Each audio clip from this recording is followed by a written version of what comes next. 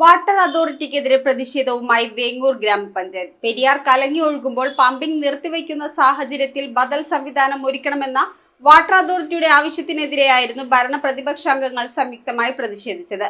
President ശില്പ സുധീറിന്റെ നേതൃത്വത്തിലായിരുന്നു water authority ഓഫീസിലേക്കുള്ള പ്രതിഷേധം.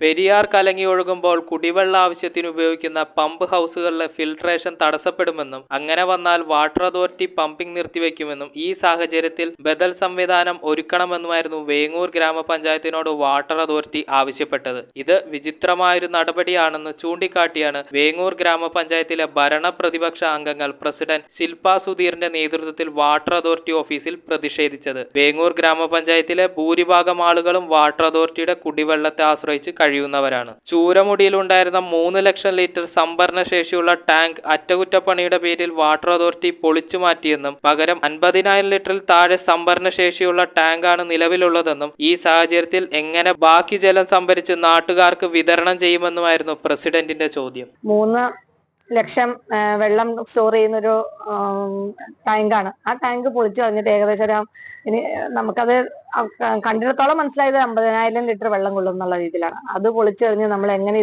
ഇവര് നമ്മളോട് പഞ്ചായത്തിനോട് ഈ പ്രദേശം മുഴുവൻ വെള്ളം അടിച്ചു കൊടുത്ത് നിങ്ങൾ ബദൽ സംവിധാനം കണ്ടെത്തുക എന്ന് പറഞ്ഞു കഴിഞ്ഞാൽ നടക്കുന്ന കാര്യമല്ല. അതൊരു പ്രോപ്പറായി ഫിൽട്രേഷൻ ഇല്ല. ഇപ്പൊ ഫിൽട്രേഷൻ ഇല്ലാണ്ടാണ് ഇവർ വെള്ളം അടിക്കുന്നത്.